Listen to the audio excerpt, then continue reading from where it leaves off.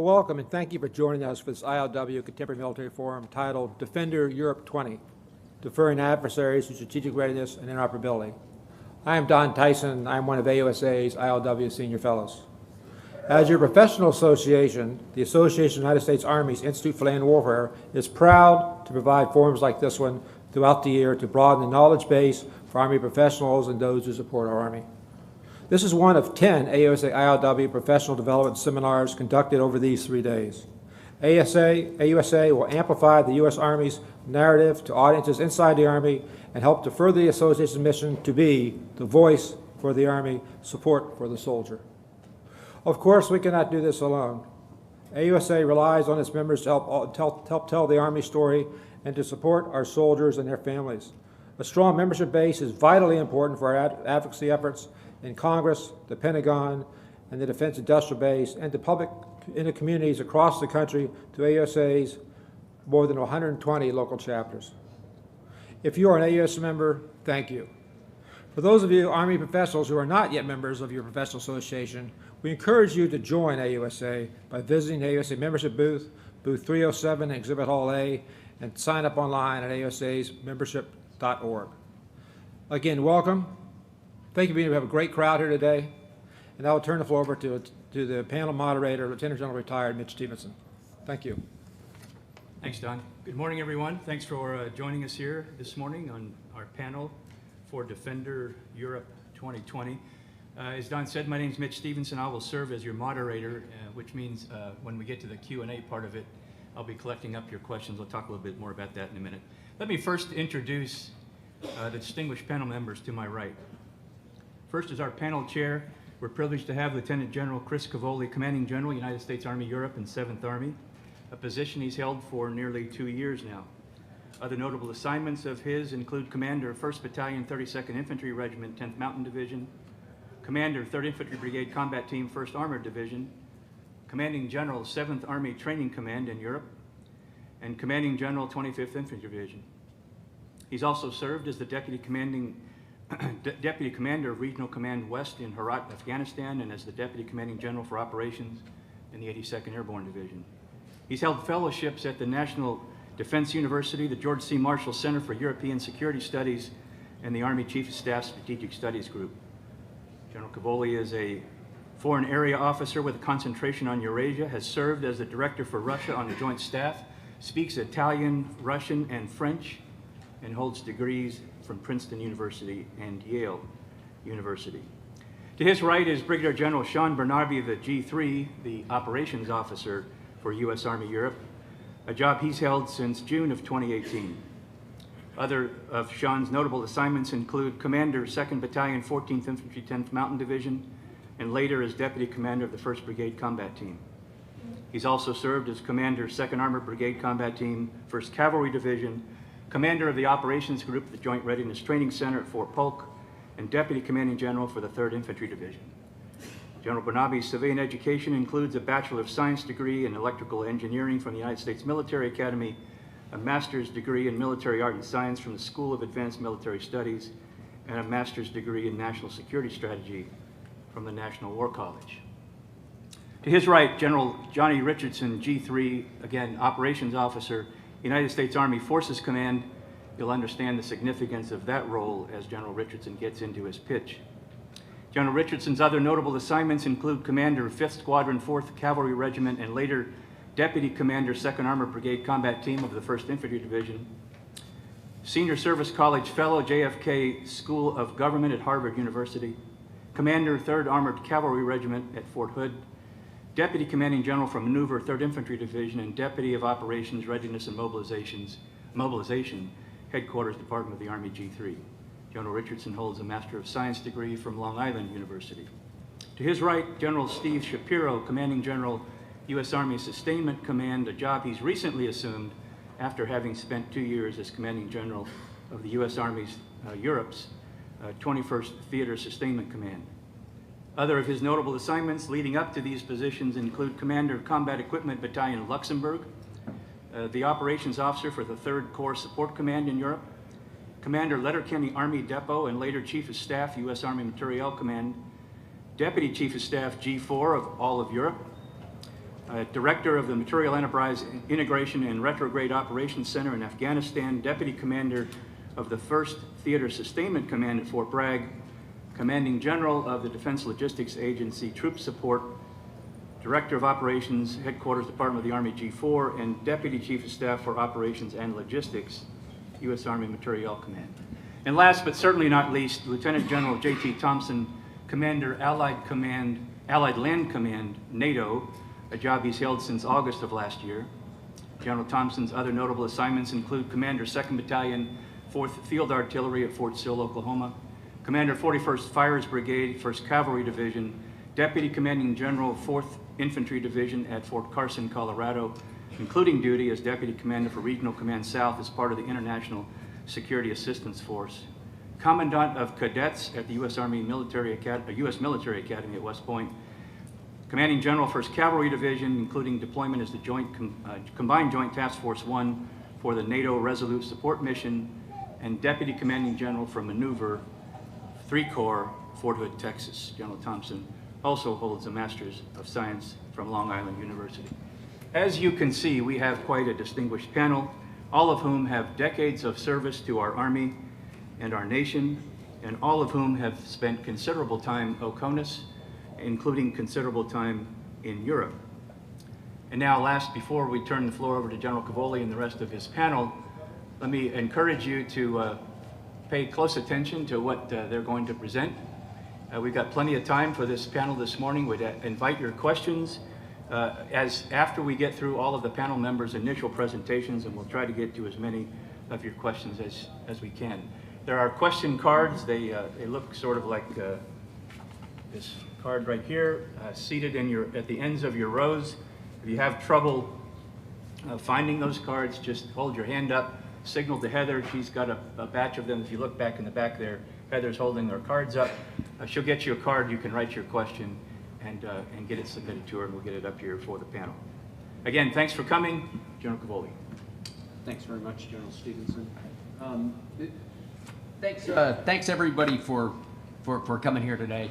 It's a real honor to get to speak to all of you. As I look around the room, there are so many of you who are involved in this exercise or will be involved or have been involved in similar things previously, whether it's John Kolashevsky, who's commanding the 1st Infantry Division and has forces rotating through Europe right now, or Jeff Broadwater, who's going to be commanding the 1st Cav Division while this is going on. I saw Steve Farman back there someplace. I guess you'll have a little bit of a role there, Steve. We'll talk about that in a moment. I see colleagues from across the continent. I see Land Forces chiefs from Finland and Latvia here. I see the Medical Corps. I see members of all 3 compos, which is critical because this exercise will involve all 3 components of the total United States Army. So this is really, really a story of big Army. This is really about the big Army and the United States Army operating with allies at scale.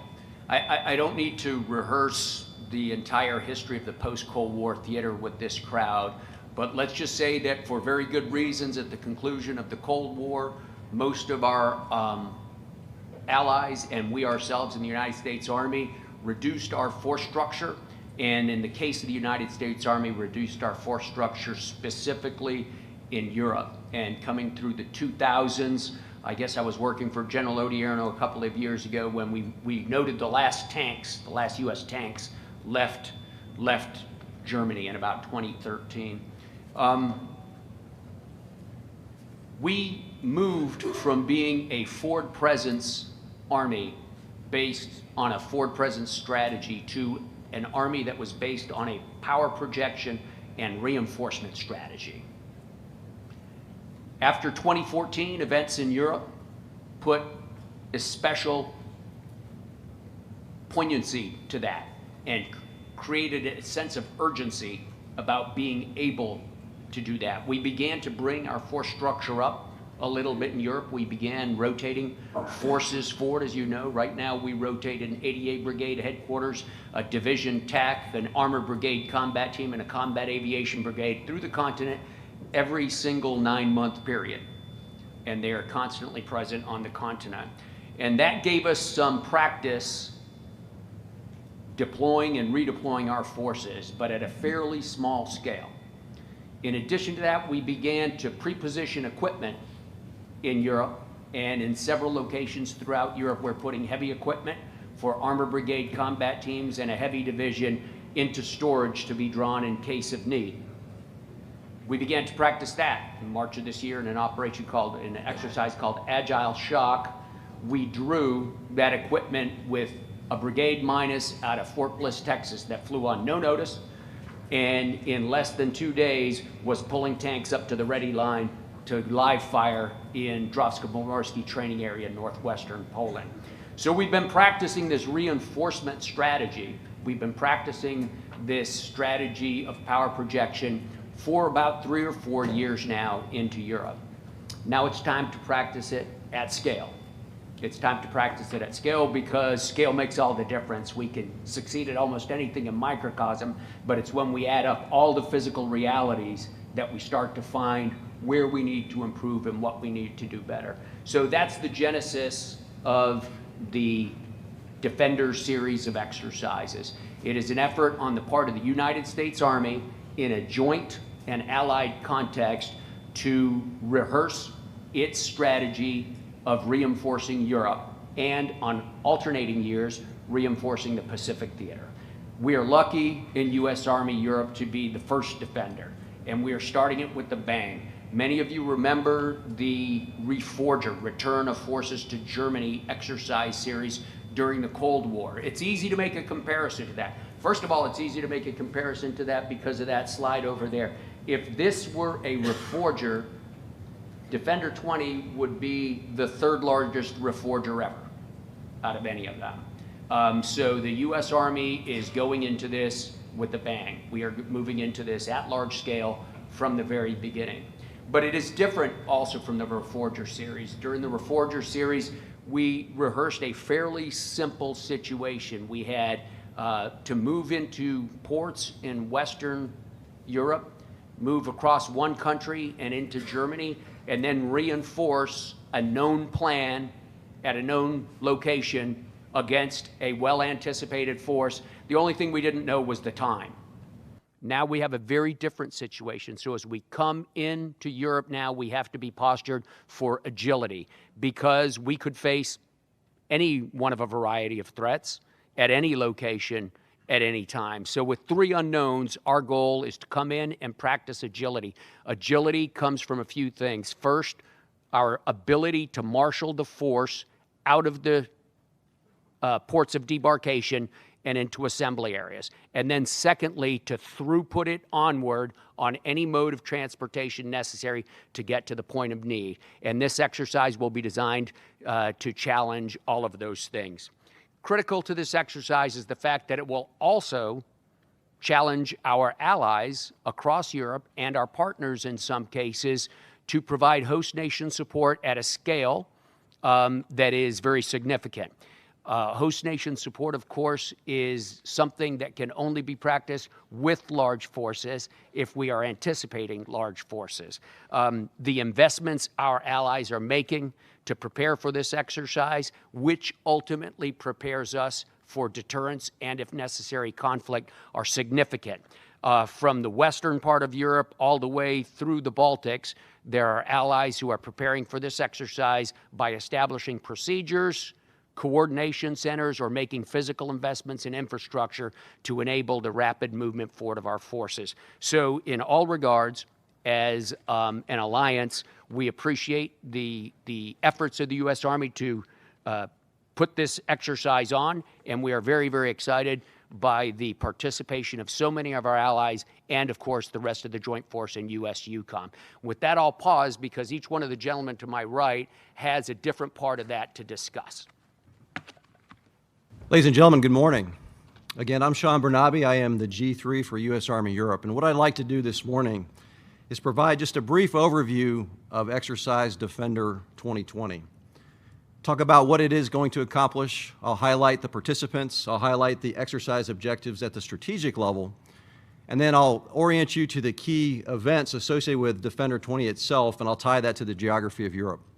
So first of all, as shown at the top of the slide, Defender 20 provides a holistic approach to build that strategic readiness we've been talking about in forums all day yesterday, and to really operationalize our national defense strategy. We'll get the opportunity to build a blunt layer in Europe, and then together with our allies and partners to respond to a crisis scenario on the continent. As shown in the second box on the slide, we highlight the 17 allies and partners that are going to participate directly in the exercise. Their participation ranges from the brigade size level contributions. For example, from Estonia, 2 brigades participating. One will provide a brigade in the live training in the Baltics, and another will provide a brigade response cell as a part of a command post exercise. Other brigade size contributions will include, for example, brigades from Poland. The 12th Polish Mech, for example, will be the assault force in a live wet gap crossing or river crossing in Poland. Some of the contributions are significant, but perhaps a little smaller in scale. For example, a platoon, an engineer platoon from Finland, participating in a live exercise in the Suwałki Gap in Lithuania. Below that, we highlight the contributions of U.S. forces and the participants, and I know you recognize the patches here. Let me just highlight a few. 1st Cavalry Division will serve as the primary training audience for both the command post exercise and for the live wet gap crossing taking place in Drawsko-Pomorskie training area, northwestern Poland. The 82nd Airborne Division will provide the command and control for 3 joint forcible entries as a part of the Defender exercise. All-American 6, Major General Mingus, will actually deploy a command post forward, posture that command post near Ramstein Air Base, and then oversee the rehearsals, final preparations, and again, command and control that portion of the exercise. The 116th Armored Brigade Combat Team, you see the Snake Brigades patch there in the middle. This is a National Guard brigade from the Idaho Army National Guard. The 116th will deploy its personnel to the continent and will draw those pre-positioned stocks and then employ that equipment in combined arms maneuver training in northern Germany. And then finally, I'll highlight on the far right, you see the 2 crests of the NATO Allied Rapid Reaction Corps and the NATO Multinational Corps Northeast. Those 2 NATO headquarters will serve as key players, really secondary training audiences in the command post exercise, giving them an opportunity to practice command and control of large size forces in large-scale ground combat operations. So altogether, with allies, about 8,000 allies, about 20,000 U.S. forces deploying from CONUS to participate in this exercise. So in and of itself, that will work the strategic systems, build strategic readiness to put that force together. Now, I'd like to highlight that while it's 8,000 allies participating directly, that really does not come close to expressing the total level of effort of our allies and partners at this same time period. So various national exercises will be occurring across the continent at the same time from about March to June. For example, Poland's Anaconda will take place in that time period, about 8,000 personnel. Finland has their exercise Arrow, about 10,000. Poland has a bilateral exercise with U.S. Air Forces Europe, Astral Knight. That'll put another 5,000 forces in the field. Estonia has a national exercise, Sweden as well, with about 20,000, Norway, Lithuania. So you add that all up, not counting those 8,000 allies directly participating in Defender, a huge level of effort on the scale of about 80,000 operating in parts of Europe during that time period. So a very busy spring for the alliance, and really a good news story. Finally, at the bottom, let me highlight a couple of the strategic training objectives for the exercise. So certainly to deploy that credible force from CONUS. That force will be the equivalent of a heavy division, and then to receive, to stage, to onward move, and then to integrate that force and move them and stage them to the point of need, responding to a scenario crisis on the continent.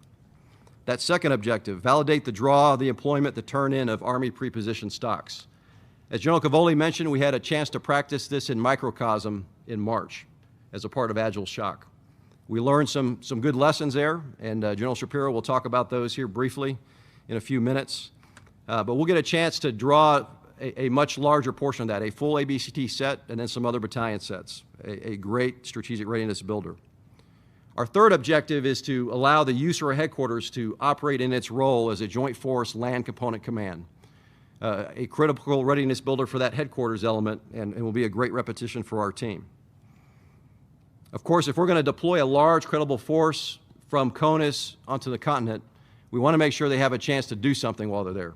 And so that gets after that fourth objective, to practice large-scale ground combat operations, both in simulation and in live exercises at various training areas across Northern Europe and then also in Georgia. As we do all of these, we will practice integrating with our allies and partners and truly building all the dimensions of interoperability and certainly at the strategic, operational, and tactical levels. And then finally, as a part of this, we will field the trophy system, which is an active defense system for the M1 tank. We'll mount that onto the vehicles, and we'll take a few of those sets, really a company set for a test drive, operate those in combined arms maneuver training, and then provide feedback to the enterprise as we work to field that key system across the Army. Now, as I move to the next slide, I'll highlight the key events of Exercise Defender, and again, orient you to the geography where these things will happen on the continent. So first of all, reception, staging, onward movement, and integration of a division-size element. So the map in the upper left highlights the posts, camps, and stations of the forces that will participate from CONUS, all three components represented as General Cavoli highlighted. We also highlight the seaports of embarkation: Charleston, Savannah, Beaumont, and Port Arthur. These forces, of course, will deploy across the Atlantic and arrive at seaports of debarkation in Antwerp, Belgium, Bremerhaven, Germany, Vlissingen, Netherlands, and Paldiski, Estonia. Not shown on the slide, of course, are some airports of debarkation, about 10 at last count, where personnel will arrive by air and then get married up with equipment on the continent. From these ports of debarkation, we then have the very complex mission to stage those forces and then to move them by various means. We'll move heavy equipment by rail. We'll convoy wheeled vehicles across Germany to points of need, whether that be Poland or other parts of Germany or the Baltics. Sensitive items and special equipment will move by line haul, both military and commercial. And then some personnel will move by bus to a point of need. Again, a very complex operation, and then will require a heavy lift from our host nation counterparts as they work to move that equipment rapidly to the point of need. And I'll tell you, the host nations are already posturing to secure ports as the equipment is offloaded, for example, to escort convoys, especially in the most congested parts of those movements from ports to points of need. They're posturing to support the high volume of traffic on all those nodes and the high volume of contracting that will be required to support that force as it moves from port to tactical assembly area. So again, a heavy lift requiring a lot of effort on the part of the host nations, and I'll tell you, they are posturing as we speak to be able to do that and do it well. Key event number 2, draw and employ Army preposition equipment. So I won't get into too many of the details because I know General Shapiro will dive into some of those, but to give you a sense of the scale, about 482 tracked vehicles, over 2,000 wheeled vehicles, 750 associated containers of equipment, and again, 14 sets of M1 tanks fully outfitted with the trophy defense or protective system. We will do this on the clock. The standard, our goal is 96 hours to issue all the equipment to the Armored Brigade Combat Team. And we'll see how we do. I think we're well postured for success. Key event number 3, joint forcible entry with a portion of the immediate response force to secure key terrain, to link up with regional forces, and then conduct follow-on operations. So as I mentioned earlier, the 82nd Airborne Division will command and control these joint forcible entries. They'll establish their C2 node near Ramstein Air Base. They'll rehearse, they'll conduct final coordination, and they'll launch these missions from Ramstein. The first joint forcible entry will feature a brigade minus from the immediate response force. They'll be accompanied by a company from Canada and a company from the UK, and they'll jump into Georgia, again for link up with initial entry forces and then follow-on operations. Simultaneously, the Polish 6th Airborne Brigade will conduct a parachute assault into Lithuania. They'll be accompanied by a battalion minus from the 82nd Airborne Division. And then about a day later, a portion of the 173rd Infantry Brigade Combat Team, Airborne, will jump in to Latvia with a company from Spain and a company from Italy accompanying them. And conditions for that operation will be set by a Pathfinder detachment from Spain and a LURS detachment from Italy. Key event number 4, a division command post exercise. So this CPX will be centered at Grafenwehr, but will actually be a distributed command post exercise thanks to the miracle of modern technology and modern simulation. So we'll have headquarters really spread all over Europe tied into this command post exercise. The CPX will utilize the NATO OCASIS scenario, which features a fictional near-peer competitor and actually puts that competitor on the European terrain to allow us to get some good repetitions in large-scale ground combat operations on the European continent. The scenario will be set in a post-Article 5 environment, and in terms of timeline, it's actually going to be set in the year 2028, which sets conditions for us to really accomplish a joint warfighting assessment, where the Joint Modernization Command will provide some future concepts, mainly multi-domain operations, some future capabilities, and then some future organizational designs, and allow us to take those for a test drive in simulation as a part of this command post exercise. Again, 1st Cavalry Division will be the primary training audience, and the secondary training audiences include USAR in its JFLC, Joint Force Land Component Command role. Also includes the ARC, the Allied Rapid Reaction Corps, and NATO's Multinational Corps Northeast. Key event number 5, the division live exercise, centered on an opposed wet gap crossing, river crossing, in northwestern Poland at the Drawsko-Pomorskie training area. So during this exercise, the 1st Cavalry Division will provide that Division C2 of a multinational operation. It'll feature 3 Armored Brigade combat teams, 2 3ID, 2 1AD, and the Polish 12th Mech as the assault force. It'll also feature a National Guard brigade, the 168th Engineer Brigade, which will provide a big portion of the mobility capability for that operation. Altogether, a multinational force, about 11,000 U.S. and allies conducting this operation. They'll be supported from the air by fixed wing and rotary wing aircraft, fixed wing provided by the U.S. Air Forces Europe, by the Czech Air Force, and then rotary wing provided by the UK, the Czech Republic, Poland, and the United States. Key event number 6 is a passage of lines oriented on preserving freedom of movement in the key strategic terrain of the Suwałki Gap. As part of the joint forcible entry, as I mentioned before, the 6th Polish will see some key terrain in the vicinity of that Suwałki Gap. A squadron from the 2nd Cavalry Regiment will conduct a forward passage of lines with those Polish forces, move north and link up with a NATO Enhanced Forward Presence battle group in Rukla, Lithuania. In support of the operation, a Lithuanian brigade will secure key transportation nodes, part of the rail network and the road network that enables freedom of maneuver through that strategic terrain. And then lastly, a combined arms battalion out of the Blackjack Brigade will move heavy forces through the Suwałki Gap to the Pobrady training area in Lithuania to conduct combined arms maneuver live fire training. And then finally, key event number 7 features the offload of the Maritime Preposition Force. So essentially a MAGTAF, Marine Air Ground Task Force, minus the air component. Will arrive in Estonia at the port of Paldiski with about 300 vehicles. They'll move across Estonia rapidly towards the Tapas training area, link up with Estonian forces, and establish blocking positions in Estonia.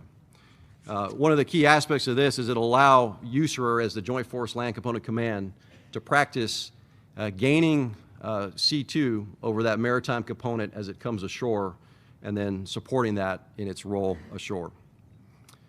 So that's the overview of Defender.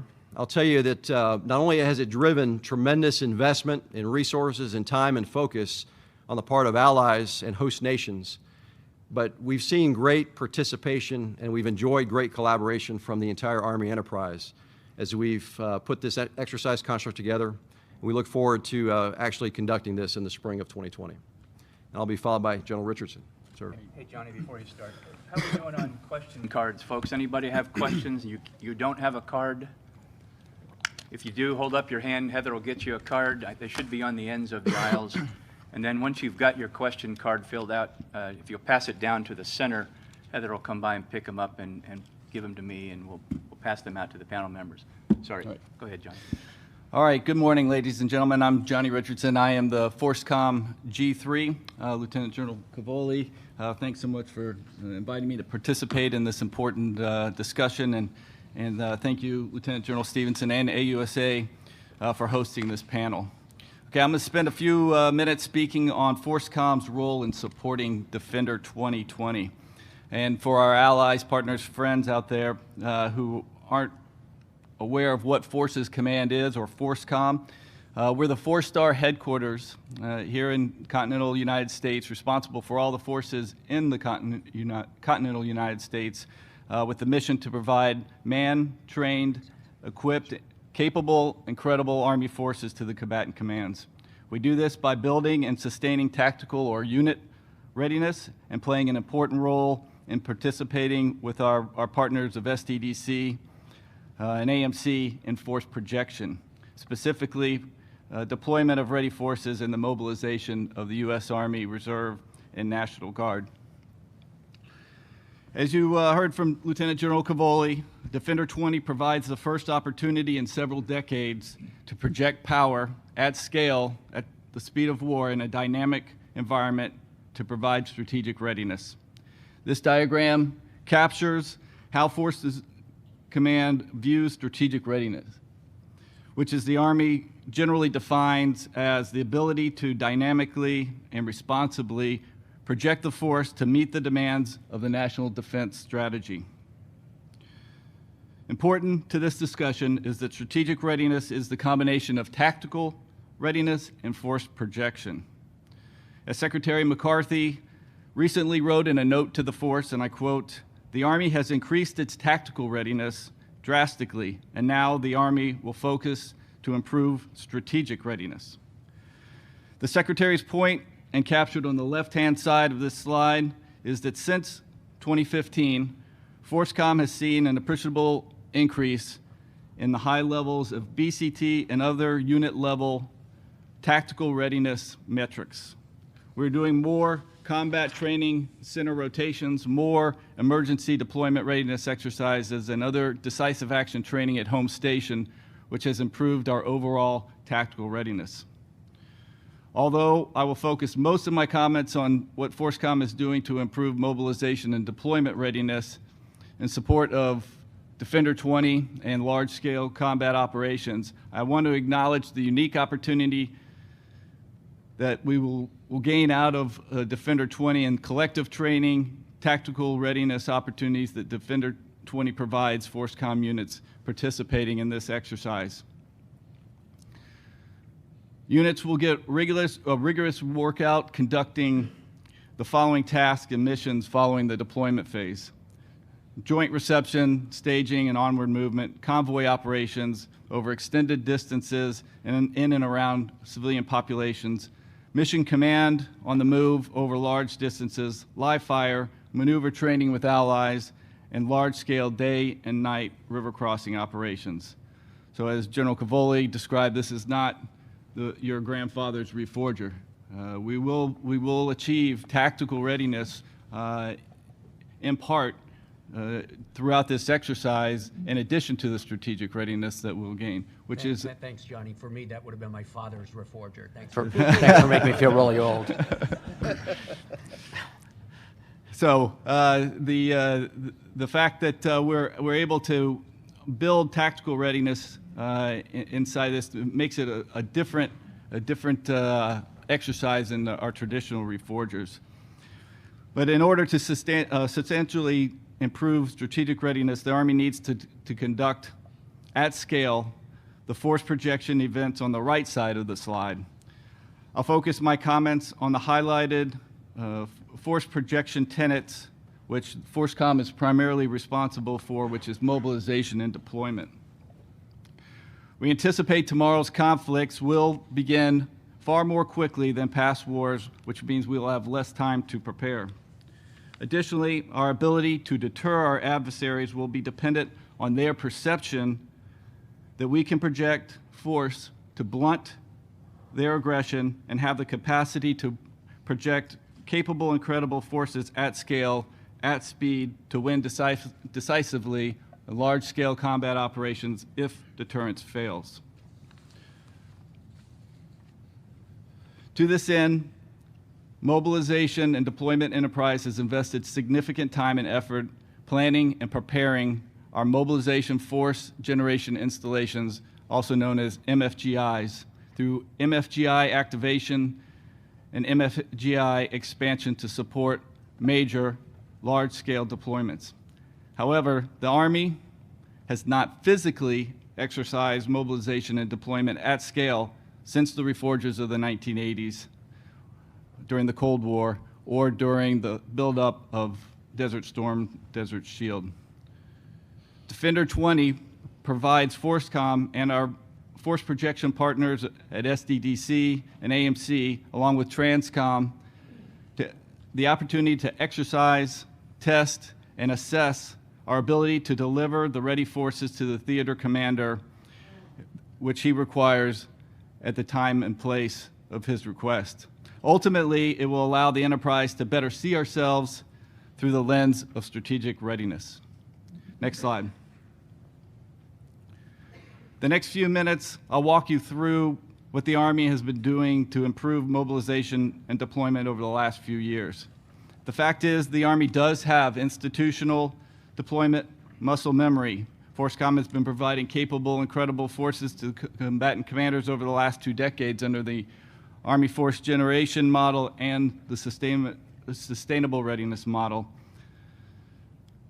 But these have been short notice and not large-scale deployment experience, and our large-scale deployment experience has atrophied. On the top branch of the arrow are some of the examples of unit deployments over the last couple years, and during Operation Iraqi Freedom and Enduring Freedom, we became very proficient at deploying brigade-level formations in small enabling units. However, the deployments were limited, programmed, and predictable. Similarly, for combat training center rotations, the Army deploys approximately 1 BCT and their enablers inside CONUS to these CTCs 18 to 20 times a year. Again, these deployments are small and uncontested. In 2014, the Army began rotating forces to Europe, Indo-PACOM, to demonstrate resolve and to deter aggression. These deployments were done on a known timeline and were single units. In 2015, FORSCOM restarted the Chief of Staff of the Army's Emergency Deployment Readiness Exercise Program, or EDRI program. The FORSCOM equity in this important program is providing unit readiness and building installations' ability to rapidly deploy forces. This includes being ready now and strengthening muscle memory after more than a decade of rotational deployments. Given the paradigm shift from alert, train, deploy to one of train, alert, deploy, the EDRI program partners with TRANSCOM, Air Mobility Command, and the Army Service Component Commands and others to improve deployment operations. But again, these are relatively small exercises and do not stress the entirety of the enterprise. Regarding the bottom portion of the arrow, following General Milley's speech in 2016 at the USA Convention, which focused the Army on readiness for large-scale mobilization operations, shortly thereafter, the AUSA event, the Army directed FORSCOM to host a mobilization rehearsal of concept drill in 2017. This rock drill identified friction points and resource challenges needed to overcome and enable the total force to conduct large-scale mobilizations and deployments. And as mentioned earlier, FORSCOM then undertook a total force effort to enable our mobilization force generation installations through the MFGI expansion planning process. To tackle the challenges identified during the MOB rock drills, and the MFGI expansion planning, FORSCOM worked closely with 1st Army, United States Army Reserve Command, and the Army National Guard to conduct 4 mobilization exercises. The purpose of these exercises is to evaluate the ability of the mobilization force generation installations to accomplish mobilization and deployment missions and to ensure MFGI capabilities are attainable and can support contingency plans. But again, these are not stressing at scale. When the two parts of the arrows converge, the result is improved strategic readiness. And Defender 20 is a great example of an exercise that will place the appropriate load on the deployment and mobilization enterprise, allowing us to improve our strategic readiness, which will ultimately serve as a strategic deterrent against our adversaries. Thank you. So thank you, Major General Steve Shapiro here representing AMC. And sir, I want to thank you for allowing me to sit on this panel. It's a great honor and pleasure for me to be here today. Please go to the first slide. And so, as a representative of AMC, this is AMC's first opportunity to really stress our muscle memory on dynamic force employment using both ASC and SDDC. And so we will deliver the blunt force and then some follow-on surge forces. So this is a very big deal for AMC, and going back to the scope and scale that Sean talked about. So on the top of the slide, those are the buckets that General Perna tends to use when he talks about those things that are happening in the strategic support area. And if it happens in the SSA, he's trying to generate an effect at the tactical point of need. So we'll talk a little bit about those buckets as I walk us across the bottom. So now we're probably in the phase where we're generating the force that's going to go participate in Defender 20. And we've heard enough about sea readiness for those units right now, but right now FORSCOM's got these Compo 1, 2, and 3 units ready to go. And so AMC is positioning commodities, not just at those MFGIs and power projection platforms that you heard about earlier, but in phase 0, positioning commodities forward that will get consumed during phase 2 and 3 of the operation. For example, there's going to be ammunition consumed. We think a large amount of ammunition will get consumed in this exercise. We've got to move that now in phase 0 in anticipation of that phase 3 fight, and we're doing that now. Modernizing facilities. Our power projection platforms do a fairly good job of getting units out, but we've got to get them out to the right European spec. We've got to make sure they're ADR compliant. We are investing right now in new EU compliant brake test machines that will put at every one of our power projection platforms and every one of our MFGIs. We'll have some in place for Defender 20, but over the next 2 years, get that right. So we're taking some of the work on in CONUS that doesn't have to happen on the far end. We are now also investing over the next 2 years in weigh-in motion machines. It's hard to get a ABCT through weights and measurements, and we're working on technology to get us from the industrial age to the information age, where we'll be able to, figuratively speaking, drive the ABCT through the machines, have them collect the data. We've got to work on a bridge to get that into the TC-AIM system that will talk to SDDC, but we're making those investments now. So in the next 2 or 3 years, as we do iterations of Defender, we'll speed up that process. And this is all about the defense industrial base creating an effect at the point of need. I'll go and just talk about a project, and Steve Foreman and I sat on at the Warrior Corner yesterday talking about this. Sean mentioned all the ports that we're using on both ends of this. We started doing this about 2 years ago, the diversification of ports, because we needed to build, and we still need to build, muscle memory in all the ports of embarkation and debarkation. So we have the contracts in place. They have the MHE and CHE in place. And we build a level of resiliency, not redundancy, but resiliency in our ability to move worldwide. Again, dynamic force employment. If you want to talk about, after the conference, about upgrades to our ammunition ports, Steve Farmer can talk about that with you. But we are moving ammunition now that we didn't move it on this scale really since General Cavoli's father's reforgers from years ago. Just to be clear, I was actually in one of those Okay. myself. I actually used It's getting worse. Thanks, Steve. General Cavoli's father-in-law, who was a logistician since his reforgers. Speed of war movements. And so everything, Sean mentioned it, everything we do now is on the clock. Years ago, Europe, we ramped down on the clock, and right now, starting at the fort, we're on the clock, getting out of the fort to the port, which is maybe driving investments in railheads, from port to port, working with our commercial vendors to get across the Atlantic Ocean. Ramp down, working with all of our commercial vendors now in Europe to get these units to the TAA to do what they've got to do. And we could not do this as logisticians, not just in the project piece, but on the far left in generating the force and on the far right of RSOI without the total force. Every battalion that we had in our exercises, and you'll see this in the exercises, will be multi-compo. And I tell you, we could not do this without our Compo 2 and Compo 3 and our commercial vendors. And I'll go to RSOI and talk a little bit. I'll talk about APS on the next slide. But we are finding that our contracts have a level of rigidity in them, whether they're in CONUS or overseas, that don't allow us to do things on the move.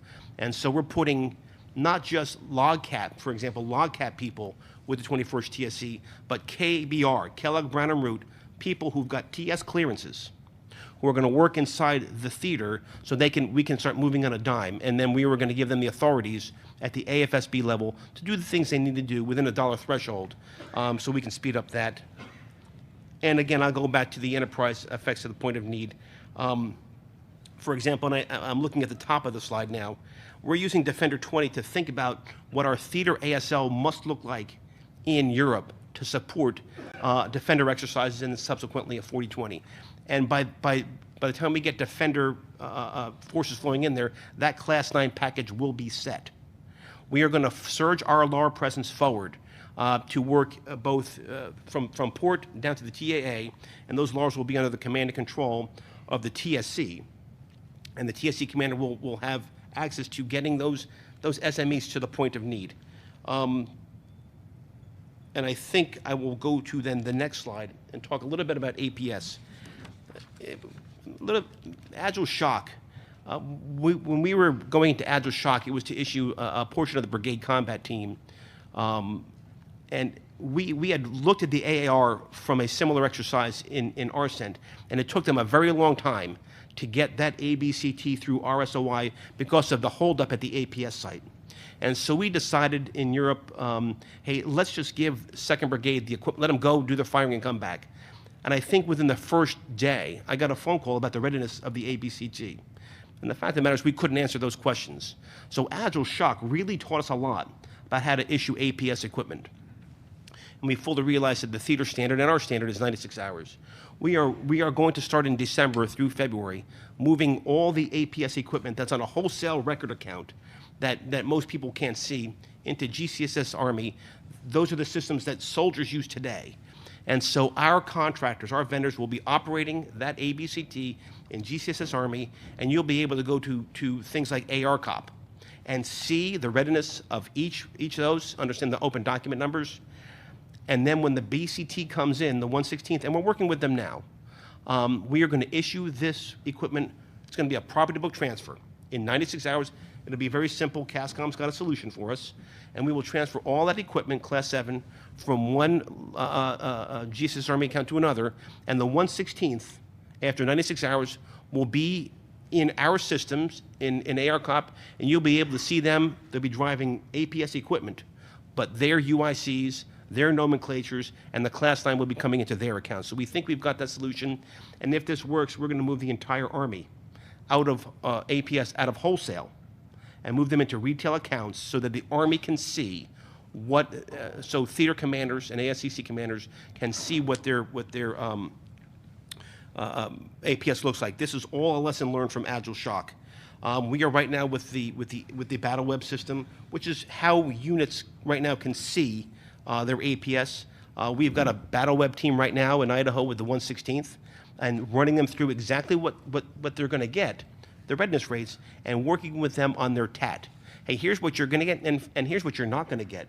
And you understand your mission, and we're working through what we think they need to bring. But we're also in the process of buying things to Agile Shock, fuel cans and water cans. We didn't know. And so, but now, we are now, AMC, buying that.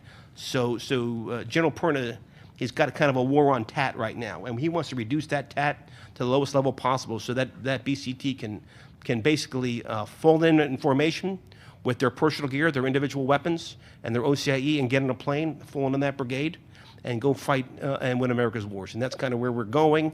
We're not quite there yet, but this issue of the 116th is going to be a great lessons learned opportunity for AMC, and we plan on taking advantage of that. And sir, that's all I've got on my 2 slides. Hey, JT, before you start, again, questions, bring them into the center. Heather, if you could start bringing them up here as you collect them while General Thompson's speaking, we'll be ready to start answering questions at the end of his presentation. JT.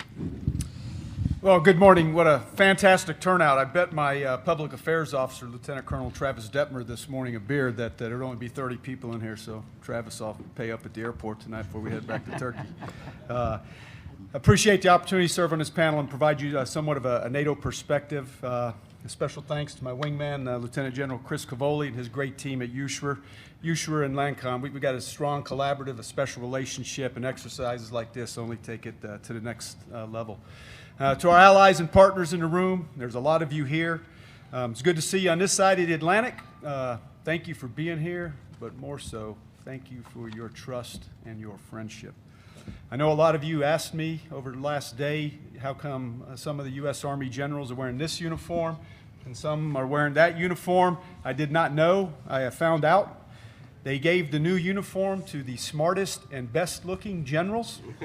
I just hope I get the new uniform before Roger gets one. So. JT, they did it by size and they started at the bottom of the chart. I'm sitting on a phone book, which is something we use during Reforger there, guys. I told you we had a strong and special collaborative relationship. I'm not really going to talk this chart. I really got up here as a placeholder, but in the bottom right, you see something down there that says AUSA ILW, and so I've learned a little bit over the last 15 months how to speak NATOese. United States, 29 alliance members, we call it RSOI, Reception, Staging, Onward Movement. The other 29 alliance members call it RSOMI, and that is NATO Doctrine, Reception, Staging, Onward Movement, and Integration.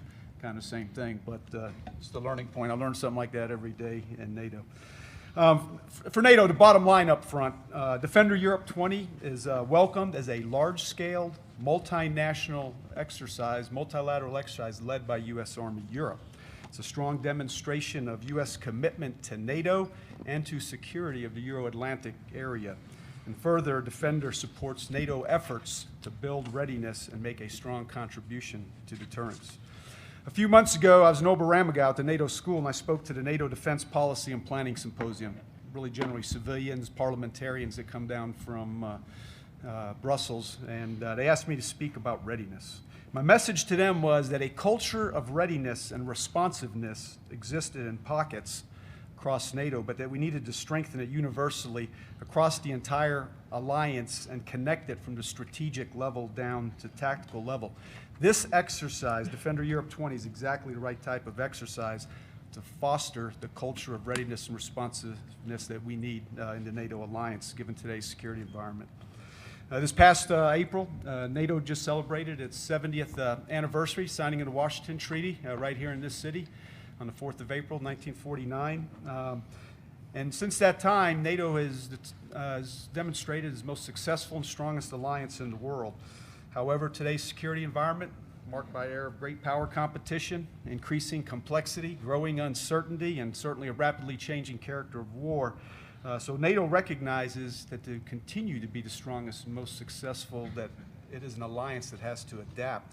Accordingly, there's about a little over 60 work strands. It's another NATO term. That work strands means like initiative, efforts underway across NATO to bring about this required adaptation. And these work strands include things like command and control, the NATO Readiness Initiative, joint fires, allied military reinforcement concepts, and theater enablement. Defender Europe 20 is exactly the right exercise to work these work strands and test them. I, too, spent my formative years on the plains of Central Europe, first 7 years in the Army, 3rd Infantry Division as a lieutenant, 2nd Armored Cavalry Regiment, and then 1st Armored Division. So for many old-timers like me, when we do first hear about Defender, we immediately think of Reforger. I was on one of the big ones, 1988. It's called FTX Certain Challenge. I was a platoon leader in the 3rd Infantry Division. 7th Corps fought 5th Corps on the southern half of Germany, essentially all over Bavaria. I was a maneuver damage control officer, paid for a lot of cobblestones, those little white poles that AVLBs ran over. They cost 50 marks each, but it was a great exercise. My brigade commander was this guy named Colonel Eric Shinseki. You've probably heard of him. He later became 34th Chief of Staff of the Army.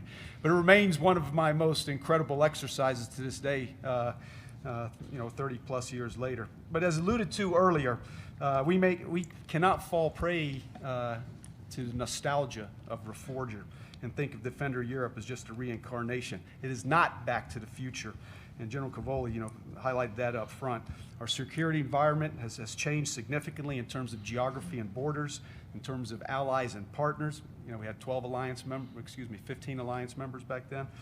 Technology and doctrines changed. Our threats have changed, and we got multi-domain warfare out there now. We didn't even think about cyber or space back then.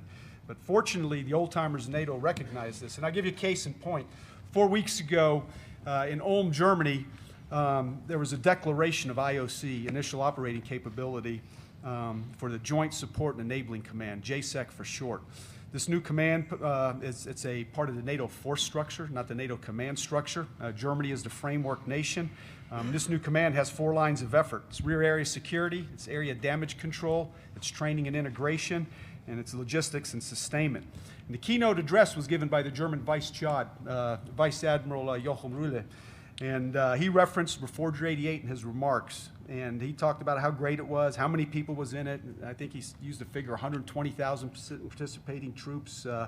But the point that he really made was this was not a revival of Reforger. And he went to explain what Germany's role is now vis-a-vis back then. Then he also highlighted the tremendous opportunity it was for this new command to work hand in hand with 21st TSC. I'm not pointing at Steve Shapiro, he gave it off to Chris Mohan there, with USHRA and then several NATO nations and partners. I mentioned the word interoperability. It's come up a few times. Defender Europe, extraordinary prospects of work in interoperability among all 3 dimensions, those 3 dimensions being the human dimension, the technical dimension, and the procedural dimension. When we talk readiness, we're all familiar. You saw a chart up there from ForceCom, I'm trying to take everybody on now that have been in NATO. And we always see readiness is composed of training, manning, equipping, sustaining. I think there's a 5th component that's on there. It's called interoperability, especially when you're talking alliance warfare. And it's a vital component of readiness. I acknowledge, I'll be the first to tell you, we'll never be 100% interoperable. We're not interoperable 100% in our own nations, but we need to be more interoperable than less and keep continuing on that trajectory. This exercise is going to help us quite a bit. Sean Bernabe showed up there, 15 other alliance members in addition to the United States, 2 partner nations in there. That means well over half of NATO is participating in Defender Europe 20. Simply an outstanding opportunity to work interoperability and practice multinational doctrine and standardization agreements, STANAGs, something I blew off as a lieutenant. I didn't worry about them, but they're pretty damn important. We learned that out with the Enhanced Forward Presence battle groups. NATO has doctrine. I've learned that in the last 15 months. Capstone Doctrine, Allied Joint Pub 1, states NATO must be able to conduct the full range of military missions, from low to high intensity combat, including missions to deter conflict. So we've got a pool of high readiness forces in NATO. I work with them day to day, 9 corps commanders, 2 division commanders, and their view and mine together is that what we need to plan for is the most difficult course of action, which for land forces is decisive combined arms, multi-domain operations in high-intensity major theater war, which we're going to practice here in Defender Europe 20. 2 of those 9 high readiness corps, the Allied Rapid Reaction Corps and the Multinational Corps Northeast, will participate. The ARC is the oldest multinational corps in NATO, founded in 1992, I believe, maybe 91 in Germany. It's in the UK now. And Multinational Corps Northeast and Stettin, 3 framework nations, Poland, Denmark, and Germany, just celebrated its 20th anniversary. 2 highly capable corps, and there are U.S. individuals to include a brigadier general in both those corps. ARC has about 34 U.S. Army and U.S. Air Force in it, and Multinational Corps Northeast has 17 U.S. Army and U.S. Air Force in it as well, so they'll contribute from that standpoint. The last point I'll just make about cohesion. NATO's strategic center of gravity is unity. So an exercise like this, when you get 18 nations, we're traveling across 10 different countries, I believe, maybe more, hosting activities. Defender Europe really helps us enhance relationships, fosters cohesion and coherence. It's already doing that. The planning alone has done a lot of that. And then one of the most powerful messages from Defender Europe 20 is, the one of commitment, assurance, and unity. Cohesive multinational forces give us a competitive advantage, no doubt about it. A lot of times we take the glass half empty approach. Multinational operations are tough. Yeah, they are, but I tend to look at the other way. If you look at our adversaries, they do not enjoy the advantage that we have and the power and synergy that comes from good friends, trusted friends. Hardly a week passes that I don't travel. I'm based in Izmir, Turkey. Last week I was in Bucharest for a week with all the Corps commanders, semi-annual Corps Commander Conference. The Chad from Romania joined us. Deputy Sakir was there with us. Great event. The last week before that, I was in Menorca, Spain, validating one of the national or the NATO multinational corps from Spain, NRDC, España, for an operation. They did fantastic. But here's the message, I give back to the chief when he asks me, hey, how are we doing over there in NATO, Thompson? I said, sir, the top line message that I will give you is that U.S. presence and leadership in NATO is, number one, desired. Two, it's highly appreciated. They want more. And number three, it does make a positive difference. So we can be rightfully proud here we are in the Association United States Army of all those great men and women that over there bedded in NATO and all those formations doing great heavy lifting. I'll just end with a quote. I think this morning, if you were at the congressional breakfast, General Ham brought one up by George Washington. Omar Bradley must have been copying George Washington. 1949, Omar Bradley was our first chairman of Joint Chiefs of Staff. He said, peace is our goal, but preparedness is the price we must pay. And this exercise is part of that preparedness. So thanks a lot. Look forward to your questions here. Thanks, JT. Well, thanks. We've gotten quite a few questions from the audience. What we're going to do here is each of the panel members has several question cards. We'll just go down in order and let each one take a shot at a question. We'll move to the next individual to his right and answer the next question, and we'll keep going until we run out of questions. And of course, you can continue to submit if you have them. So with that, General Cavoli. This is from Melissa Chadbourne from HQDA. What new capability are you most excited to test or demonstrate during the Defender exercise? Well, there are several. Some of them are live. Some of them are going to be in simulation. The CPX will actually also be the U.S. Army's Joint Warfare Assessment for the year. As most of you know, the JWA is the annual test or assessment of future warfighting concepts and capabilities that the Army does. So we're fortunate that that's going to be embedded inside the series of exercises that we're talking about today. In that simulation, as Sean said a few minutes ago, we're going to give ourselves the capabilities that the CFTs, the cross-functional teams of Army Futures Command, are working on right now. And we're going to practice those with multi-domain operations as our driving concept to fight the AUSA scenario. Of those capabilities, the ones I'm most excited about, although I'm sure everybody has their most exciting part, mine is I look forward to seeing the effect of the long-range fires that we're working on and the future vertical left. Thanks, Chris. Sean. So I'm not sure who the question's from, but a great question. It says, will the exercise simulate near-peer ability to jam communications or to disrupt our situational awareness? Absolutely. Easy answer, yes. Now, there are some challenges to this. There are host nation frequency management policies that we'll have to work through. And quite frankly, we have the same things here in the United States. You can't just turn on jammers at JRTC for risk of shutting down commercial air traffic from Houston to New Orleans, for example. Same thing at the National Training Center. So there are challenges that we face in establishing a realistic training environment even here in the continental United States. But we've come up with creative ways to simulate the jamming of communications, the denial of GPS. We'll do the same thing in Defender. The cadre led by Joe Hilberg from the Joint Multinational Readiness Center will actually provide the 5-pillar training event in Drosko Pomorski training area to provide realistic, challenging training for the folks conducting the river crossing. And of course, we will contest that force in all domains to include cyberspace and et cetera. So yes, easy answer, we will. We will replicate that through a variety of means, challenge that force in all domains. Great question. Thanks. Johnny? All right, I have a question. Not sure who it's from, but it is, will the units deploying from CONUS deploy with their equipment? Answer is yes and no. We're going to be stressing the entire process. We've got 5 BCTs that will be in theater at the time between the rotational units and the units that are deploying to support the exercise. Of those units, one of them will be a National Guard BCT, the 116th, and it will not deploy with its equipment. It will fall in on the APS and draw the APS. The other units will deploy with their equipment, and that's the stress we're trying to put on the system. We're going to use 5 ports, some non-traditional ones, as we discussed. As Steve mentioned, SDDC has been using ports that we haven't used in some cases in 20, 30 years.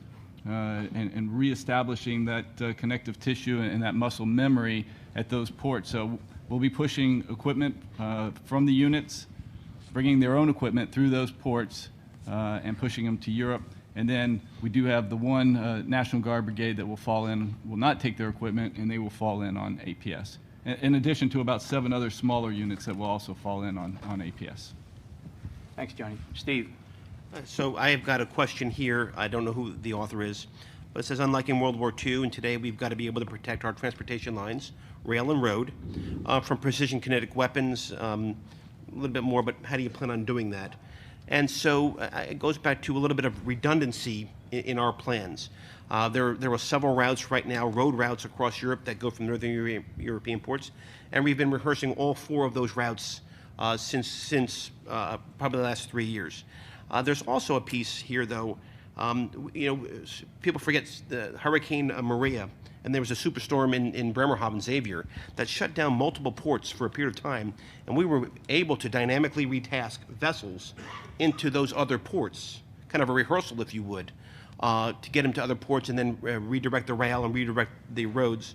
So this is also driving some of our, and going back to redundancy, our commercial partners to invest. 4 new rail hubs in Bruges that are M1 capable.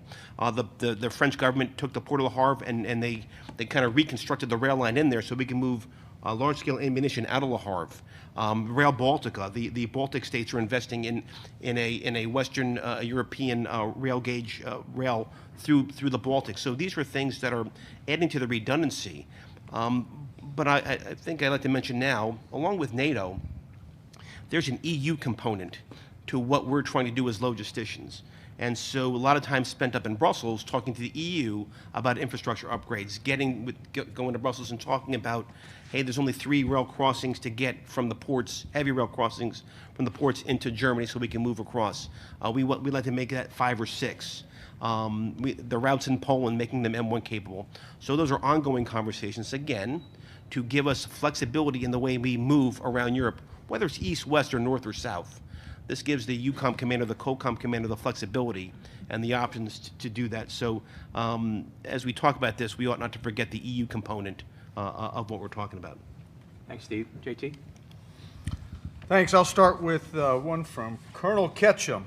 He's the only one to put the name on here. So it says, what is being done to bridge the gap between U.S. and allied forces at the tactical level? Doctrinal understanding, communication equipment and brevity codes, classified data, and intel sharing. Great question. Part of this, USHRA, I'm going to steal a little bit of their thunder because they do great work. We've got to be careful we don't teach bad habits, but we've got the mission partner environment. We send out digital liaison detachments. And again, the question is about tactical level, but I'm considering that corps and below division level to ensure that kind of interoperability so we can talk. But from a broader perspective across the whole alliance, I just can't worry about the United States and allied force. I got to worry about 29 nations There may be another JOA going on at the same time with no U.S. in it. I'll just tell you a couple different stories. I got right here. This is called a NATO Force Structure Land Interoperability Standardization Handbook. Great little booklet. We put one out for enhanced forward presence about 16 months ago. Same thing. Team is up in Lithuania, Latvia, Estonia, and Poland, collecting lessons down on the ground. Those are battalion-sized elements.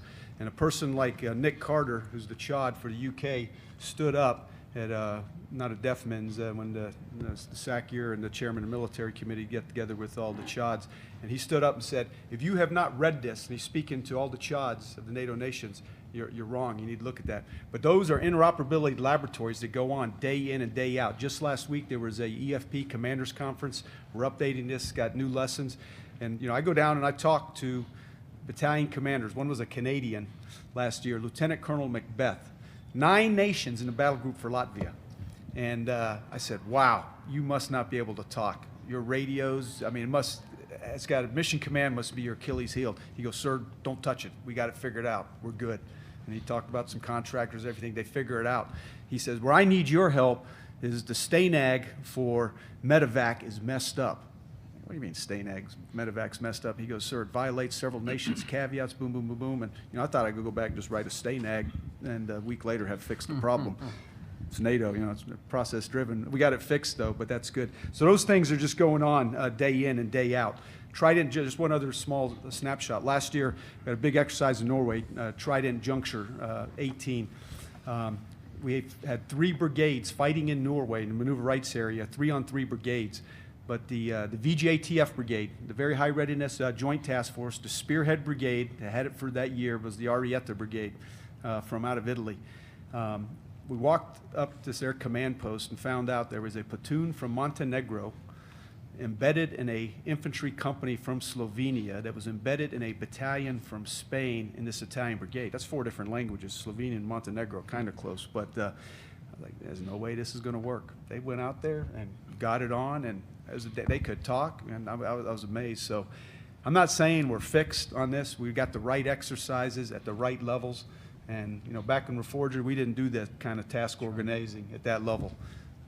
Brigade level and below was verboten, maybe division level. But, we're doing it at echelon now, day in and day out. So, but every day there's lessons. But that's my headquarters, one of our main jobs. So that's what I'm going to do for Defender 20, grab lessons and be there on the ground. So thanks JT. Colonel Ketchum. Great question. Thanks, JT. General Cavalli. So just to add on to JT's comments, there are a number of nations in Europe, in the alliance, that lead specific sort of regionally based interoperability efforts. A great example would be the German Bundeswehr's efforts to sew together some of the capabilities in Northwestern Europe and into Northeastern Europe based on their deep integration with the Netherlands Army. At the tactical level, the U.S. Army in Europe spends an awful lot of effort to generate interoperability at the brigade and below level to be able to incorporate the smaller organizations that might be available that General Thompson was talking about. There's not really a single exercise that we do that is U.S. only, nor do we see a purpose for doing such an exercise. Finally, Joe Hilbert, if you'll stand up for a sec. The U.S. Army in Europe is lucky enough to have one of the Army's 3 combat training centers, the National Training Center, Fort Irwin, Joint Readiness Training Center at Fort Polk, Louisiana, and the Joint Multinational Readiness Center in Hohenfels, Germany. And Joe Hilbert puts on an exercise there every single month that incorporates allies at all echelons up to and including division in simulation, brigade in LiveX. We frequently have other nations' brigades lead a multinational brigade rotation there. Sometimes it's U.S. There's a lot going on in that. The challenge, as General Thompson pointed out, is capturing the lessons, codifying them, and promulgating them throughout the alliance. I have 2 questions that I'd like to do really quick. The first one is, will there be a long-range ISR capabilities aircraft employed in Defender 20 to enable long-range precision fires program development? The short answer is yes. The more complicated answer is yes, but what we're really looking at is deep sensing technologies, not necessarily deep penetration. What I care about as a land component commander is the the information that becomes available to me. I don't care whether it was gotten by an aircraft or special penetration or anything like that. So I'd say yes to deep sensing. General Johnston, the INSCOM commander, is here, is in a great partnership with us. And if you have more specific questions about that, he'd be very happy to talk about it. River crossing exercises in Europe are inherently dangerous. During the Cold War, the Army conducted numerous crossing exercises, and unfortunately many accidents occurred, costing lots of soldiers' lives and equipment. What safety doctrine lessons from the Cold War are going to be incorporated into current exercises? From Lieutenant Colonel retired William Doe, Army Corps of Engineers, 1st Armored Division, 1975 to 1978. So I assume, Colonel Doe, you were on a couple of those exercises with my dad, not my grandfather. That's a great question. They are indeed high-risk endeavors, especially when you do them at large scale. So a wide wet gap crossing is no joke, right? It's especially no joke when you consider that the bridging assets in the alliance are spread among various armies. So it's not like one single army has all the bridging assets necessary. I see one of my German colleagues nodding back there. The Germans have a wonderful, the M3 bridging system is a spectacular modern bridging system, but we have to use that. We have to use the Romanian bridging system in order to succeed. We have to sometimes mix bridging. The UK has a great bridging. Sometimes we have to mix these bridging things. That just adds to the complication. The good news is we've done it repeatedly in recent years. In 2016, we did the first large river crossing that I remember. It was across the Vistula. About a kilometer-wide river at that point that it was crossed, a very successful operation. We've done it live before at a smaller scale at Drovsko-Bomarski training area, where we'll be doing a bigger one this year. And just last spring in Romania, we crossed the Danube in a multinational bridging exercise. We haven't had any problems, knock on wood, Colonel Doe. That's because of detailed planning and detailed collaboration among the armies before beginning the exercise. What it means is that an in-stride breach is probably still a national thing to do, but a deliberate wet gap crossing, which we all know takes days of planning and rehearsal before you do it live, those are entirely within our capability to do safely in peacetime, and I believe in combat as well. Thank you for the question. Excellent. Thanks. Sean. Sir, I think I'll pile on to the question General Thompson fielded and talk about interoperability a bit at the operational level. I failed to probably emphasize enough that the command post exercise will be executed on the mission partner environment. So a coalition network. There's been a lot of investment across the force. FORSCOM and Headquarters DA have invested in the appropriate kit to ensure the units who come over to Europe are outfitted to federate with that network. Our allies and partners also have been able to, in the past, and will for this exercise, federate with that multi-national network. And frankly, it's forcing the right posture and investment in our own headquarters to make sure that we are continuously postured with the appropriate kit to be truly interoperable digitally as we work with allies and partners. So that's another aspect of interoperability as a part of Defender. Okay, so the question here. Hey, Sean, before Yes, you sir. go on there, Mr. Scheer, you've got a question here for me about what will be the primary operational mission network. We're going to use the Army's new mission partner environment. We've been investing in it. Some of our allies, the two headquarters that General Bernabe just described, are going to be investing in it. Some of it will be truth in advertising on loan from the U.S. because of procurement timelines and other competing events. But the short answer is the mission partner environment. If you'd like to talk more about it, John, could you raise your hand? Brigadier General Phillips, our G6, has been working intensively with U.S. Army G6, the Mission Command Center of Excellence, and the UCOM J6 on this. Very promising. We look forward to it. We're migrating all of our operations in U.S. Army Europe onto the MPE from the SIPRNet so we can be more accessible to our allies. But John is the guy to talk more about that in a moment. Sorry to interrupt you. I wanted to get that one in. Yes, sir. So the question, again, not sure who the author is, but what do we anticipate Russia's reaction will be to the exercise? And does the exercise require notification to Russia prior to the conduct of the exercise? So I guess I'll expand that and just talk about our adversaries. We assume our adversaries will be watching. we've announced the exercise clearly in open press. We're doing that now as we speak. And just looking at past exercises, we know folks will be watching. We are being as transparent as we possibly can, making sure there are no surprises, that everyone understands the scope and scale and geography of the exercise. Does it require notification? Short answer is yes, just based on the numbers. And we have done and will do that. Host nations have the opportunity to invite observers for the pieces and parts of Defender. So maximum transparency, yes on the notification, and we'll see what happens in terms of whether or not adversaries or anyone really accepts invitations for observation. John Richardson. All right, the question I have here is, what sort of train-up will active and reserve component units go through? So there won't be any specific Defender 20 train-up. When a unit goes through the sustainable readiness model, it goes through a train-up that's focused on large-scale combat operations and focused on their mission essential tasks. So they'll conduct their traditional home station training at the individual crew, platoon, company level, working their way up to battalion, brigade, go to their CTC rotation. The 1st Cavalry Division will conduct its scheduled warfighter as part of the Defender exercise, but there won't be any specific train-up, and that includes for the reserve component. We're training every day for Defender, if you will.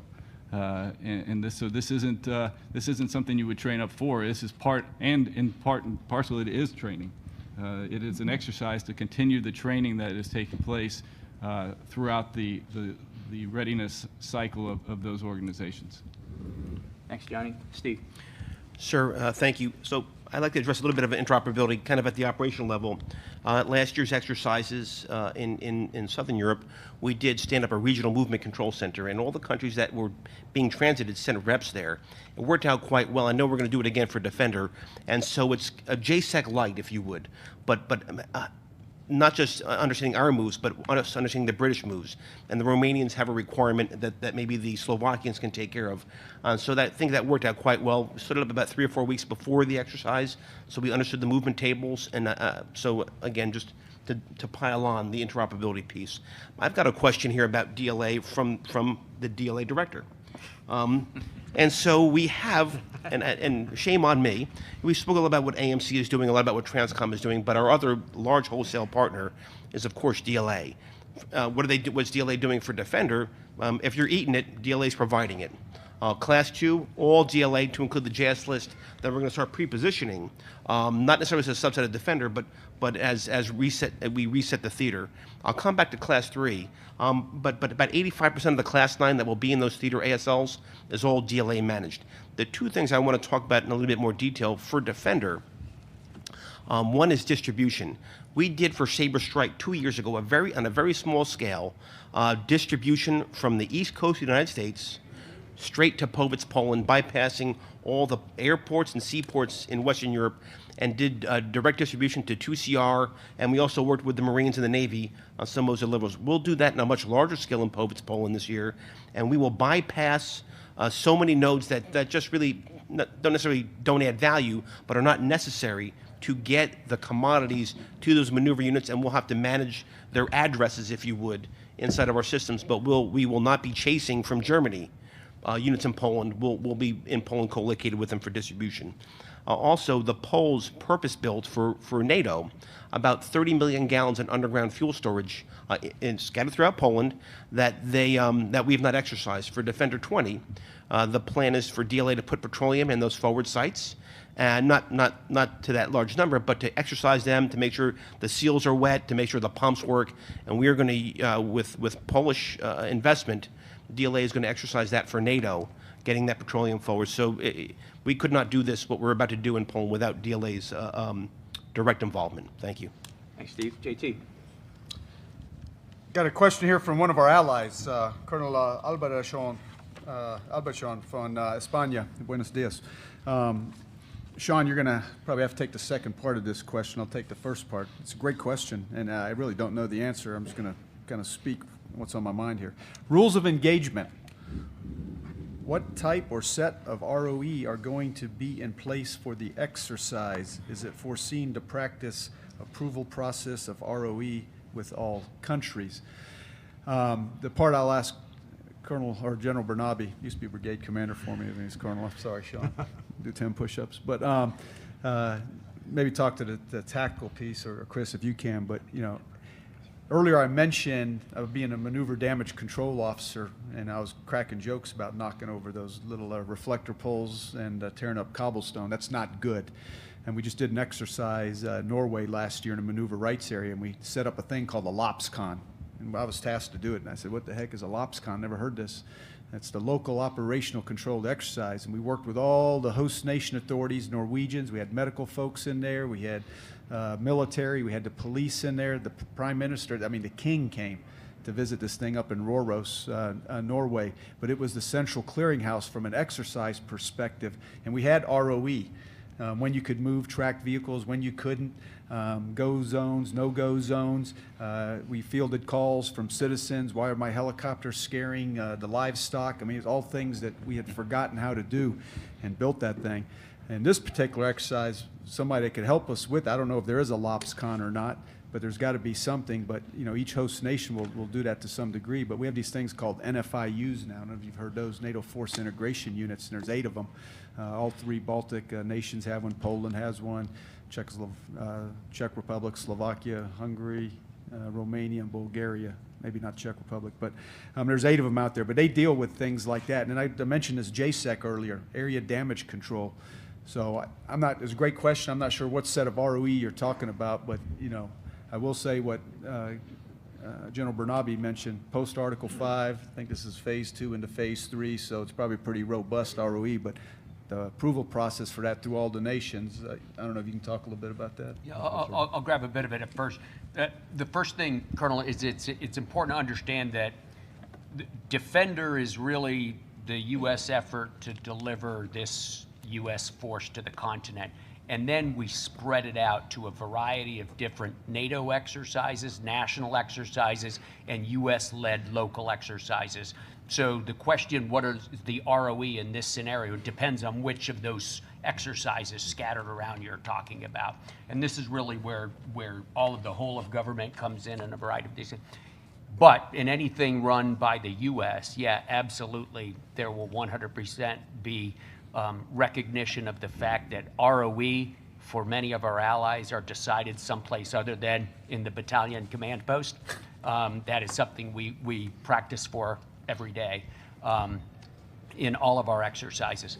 I do note, however, that in those parts of those exercises, those training events that practice high intensity, rapid tempo, modern mobile warfare, we anticipate that nations, allies that have significant rule of engagement restrictions are going to end up falling behind the tempo of the principal force. So this is one of the things we're going to work on. Sean? Sir, that was a great answer. I'm not sure how much I have to add. Just in terms of the one blue uniform on there. In terms of the one dimension General Thompson mentioned, in terms of the exercise control rules of engagement for the large forces, you know, we're working with host nations. Poland will be a major host for a big part of this live exercise. You know, my counterpart from Poland, General Zurowski, is here. Appreciate you being here. It's always good to see you. We have worked some of this already. We'll continue to fine-tune those rules and that architecture and that framework, and I think slap the table at the final planning conference in November to make sure we understand how we're going to operate, where the maneuver rights areas are, when are the movement times, how do we deconflict with the national exercise, Anaconda happening simultaneously. So some great work that's already gone into it, and we'll continue to fine-tune that. You know, which brings us to, I think I'm next after JT, and it's a good follow-up to a question.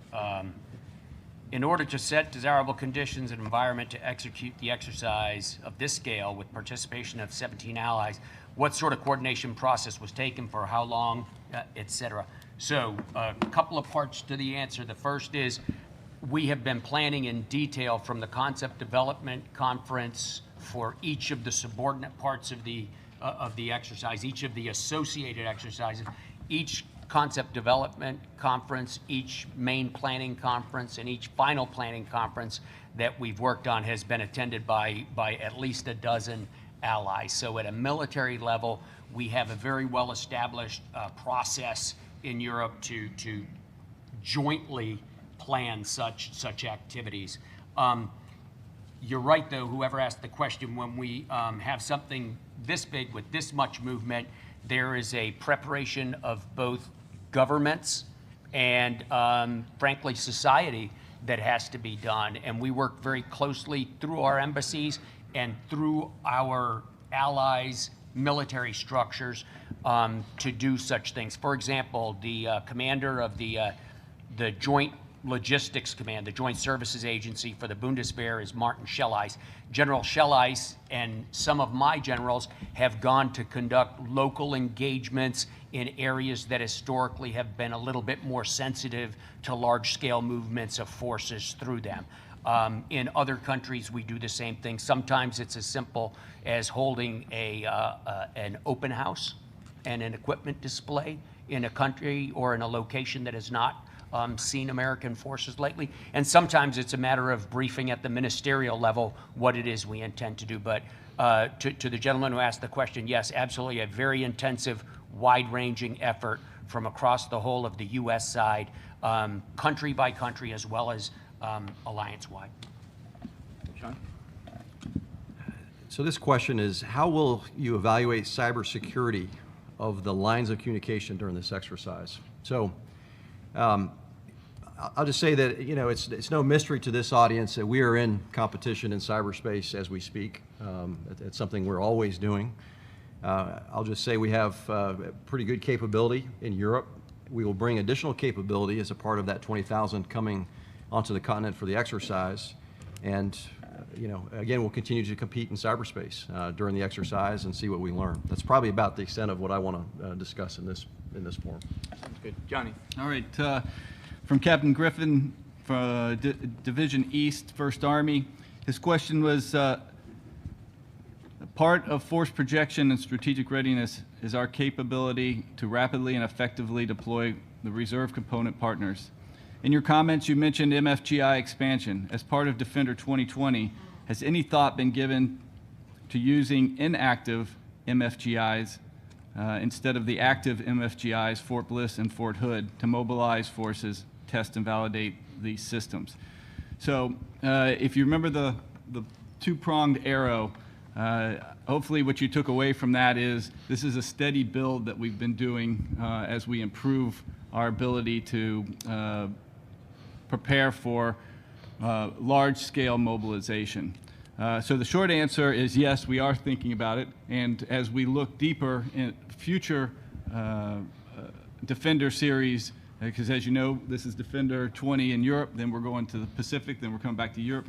As we can look deeper and further out, we can plan on using some of the inactive MFGIs, but this is a heavy bill for the Compo 2 and 3 when you stand up an inactive MFGIs, because the MFGIs, when you activate one, you also have what's called a mobilization support force, the MSF. That's a 1,000-person, usually Compo 2, potentially Compo 3 reserve force that we have to mobilize, bring on to set up the MFGI, to then receive a reserve component element. So that's a heavy bill, both monetarily and for those Compo 2 and Compo 3, because you're talking about you're potentially using up their active duty days that year to execute that. But that being said, as I think we progress through the Defender series over time, and we can look deeper and allow the National Guard and the Reserve to see, hey, and plan deeper, because 1 year to us is like 4 years to them. So you have to be able to give them the time and space to plan out these sort of events. 1/16th is executing this year, but not bringing their equipment. They're going to fall in on the APS.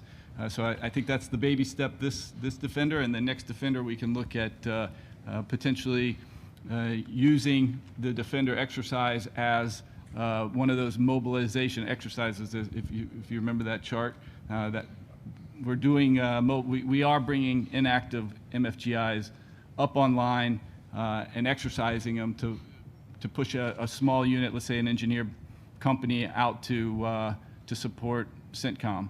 Well, this would be an opportunity in the future to do the same, but for an exercise and bring that Compo 2, Compo 3 back through that MFGI. Thanks, Johnny. Steve? Sir, thank you. I've got a question here, no author. How much of the RSOI mission will Defender 20 be able to exercise? And I'm a former 21st TSC commander, and I apologize, but I will get corrected by Chris Mohan at the end of this if I'm wrong. But I would say all of it to a certain scale is what I would say. For reception, again, multiple ports. And I know the STDC brigade will have its battalions at all those ports, and there'll be a portion of the TSC and frankly a portion of AMC that's at those ports to make sure that those ships get downloaded in a timely fashion, and that we're working readiness to get those vehicles, if something happened in transit, getting them ready to move. The staging piece, and we don't really talk about that much. We tend to go from reception to onward movement, but I'd be remiss if I didn't mention the garrisons and the role our garrisons play in staging both equipment and personnel. IMCOM Europe does a fantastic job. When operations like this happen, what will happen is the TSC geographically figures out, and we work with the garrison Benelux and the garrison Kaiserslautern for the staging of the personnel and the equipment to get them married together. Because the personnel are going to fly into a local airport, we get the buses, we move the personnel married with equipment in the staging area.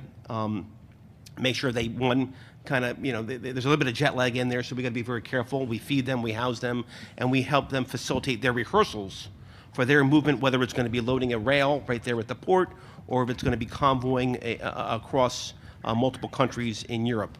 The onward movement, I think, is something that we've worked quite well in the last 2 or 3 years, a lot with our commercial partners, DB Schenker, and certainly, as I think General Cavoli mentioned, working at all those potential friction points, whether those be international borders or, frankly, internal German state borders, where we may have some friction, and we engage at the state level or at the federal level or at the local level to make sure the local populace understands what we're about to do. And then, of course, the integration in the TAA, when these units get to where they're going, there's a large logistical portion to integration, so that brigade commander or that maneuver commander can say, I now have a ready force that's ready to fight. There's a large, for logistics, it's small I. There's a large logistical piece to make sure that we've given them all the capabilities they need, whether it be ammunition or CCOM LAR to make sure that they can see each other on the battlefield, all those things that have to happen. So all of it, but at a scale. Largest scale we've done in about 20 years, though. Thank you. Hey, for General Milhorn, your question, building off of the beginning of Steve's answer, do we anticipate significant impacts to installation readiness? Yes, as Steve pointed out, and I will say that our estimate right now is that the square footage we require for this and other things exceeds that square footage that would be available after the European infrastructure consolidation is complete. Yeah. Thanks. JT? Thanks. I don't know who this question's from. Really a two-part question. How will Defender 20 exercise challenges associated with obtaining authorities for movement across borders and permission to employ cyber? I guess they're kind of related, but I see them very different questions. So I'll just talk the first one, obtaining authorities for movement across borders. We've made great progress across NATO, learned a lot over the last few years. The EU's helping us, and this exercise, the beauty of it is we get to test it out now. But there are unknown unknowns out there. There are folks that did not get the memos. There are stuff that's lost in translation, and we're going to learn some of that. We got to capture those lessons and keep going in the right direction to work those. JSEC's going to do that. USHRA is going to do that. We're going to capture lessons. All the nations are, the NFIUs. But working the authorities, the part we got to be careful of is we know this is coming. We've probably been working some of them for a while. It reminds me last year there was a UK 4 Brigade, the Black Rats, as a light brigade, but they self-deployed from the UK to Norway, 1,400 kilometers, over 1,000 vehicles. They went through the Channel, through France, I believe into Belgium, the Netherlands, then into Germany, Denmark, and then went by rail the rest of the way. And I was talking to the brigade commander up in Norway. I said, "That's very impressive, Ollie. You got your whole brigade up here. OR rate was about 95%, and that must have been very difficult." And he goes, "Sir, this was one of the easiest things I ever did. We knew about it a year in advance. We put contracts in place. It was totally uncontested. Nobody had car wrecks, doing any hybrid activities against us. Cyber, we had perfect comms. We did it in a good part of the year." I was like, good point. We need to dial it up on you like we do at the National Training Center, looking at the former COG and Lead 6 there. But so, we're going to learn some lessons on this one, but we do know in advance we're moving. We're probably doing some coordination. On the cyber one, all I'll say is a little bit more than what General Bernabe said. From a NATO perspective, cyber is now acknowledged as a domain, which it wasn't until too long ago. It has also been put out by NATO that Article 5 could be triggered by a cyber attack, and I think it's either 7 or 9. I don't know exactly. I think I know 7 nations for sure have publicly declared that they will do offensive cyber and employ it unilaterally. But the alliance or members of the alliance can request that. And whether it's going to play in Defender or not, it's probably not open for subject, or that subject's not open for discussion in this forum. So, but Thanks, JT. General Cavoli. This is from Hector Rodriguez at AMC CCOM. In terms of APS communications requirements, readiness, will there be any focus to ensure comms are correct, et cetera? Yes, and it's a good question, Mr. Rodriguez. The equipment we have in APS right now has varying levels of embedded comms equipment. So there are some items that will have to be accompanying troops brought forward as TAC, and there are some that are not. This is a sweet spot that we're trying to find as an Army. So ideally, from my perspective, every single piece of equipment in storage would be configured so that all you have to do is jump in and the radio's already loaded, the engine's already warmed up, and all you have to do is drive out. Obviously, that would bring a level of cost that could be prohibitive. Truth be told, there is some of our equipment that we intend to keep in a configuration very close to what I just described, which is a big commitment from the United States and the United States Army. However, much of the equipment we do not see as having to have such an urgency that it has to have comms equipment in it and loaded constantly.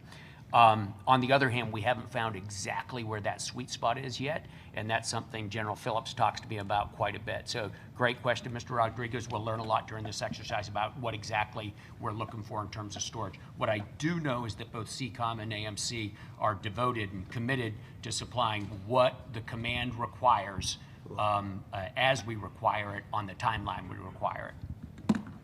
John? Sir, I'm out of questions. All right, pass it to your right there. Johnny. All right, so this is a question that I thought I would get and I didn't get, so I'm going to ask it myself. And that is, do you anticipate a contested deployment? And I was really surprised that nobody asked that question. It was close with on General Shapiro, but it was more focused on the other side of the ocean. There was no question about whether or not we expect any kind of attacks to delay our ability to project combat power. And if you think back, and again to the arrow slide, 3 or 4 years ago, we were very focused on, hey, we got to get our tactical readiness back. And readiness is the #1 priority, and there is no other #1. I think we all know who said that. And that's what we've been focused on. And then I think in the last year or so, we stopped and said, hey, you can have all the tactical readiness in the world, but if you can't project it, it's not worth anything if you can't get it across sea. So we've been very focused with these rock drills and these MOBEXs on just setting up the systems and the processes that we used to have to project uncontested to Europe. And this exercise is pretty is going to have those conditions. We're really not contesting our our ability to at least leave CONUS. And so I think in the future we have to add that into our exercises, because I think it's unrealistic for us to think that our adversaries are going to let us leave uncontested out of the United States. And in their perfect world, I think watching a lot of highly prepared, trained, ready BCTs sitting at ports in the United States is their perfect scenario. And so how are we going to do that? Well, a couple things. This year, we talked about the rock drill that we did in 17. We took the lessons from that, and we did another rock drill at FORSCOM, mobilization rock drill in 18. And just for those, I really probably should have put this all in context. We're talking about all the Army senior leaders from the Department of the Army, FORSCOM, AMC, the ACCs, ASCCs, division commanders, corps commanders. We're all sitting in a gym, and we're doing a rehearsal. So we're building on that. And this year we are going to add, at the rock drill of 2019, we are going to add some friction. We're going to add, whether it's a natural disaster that affects a port or a cyber attack. And then next year I think we're going to make it even harder. And NORTHCOM and our North will start to play a role because they have the responsibility for defense of the homeland. And so to answer my question, we are going to start building on that over the next as we progress through these rock drills and these mobilization exercises.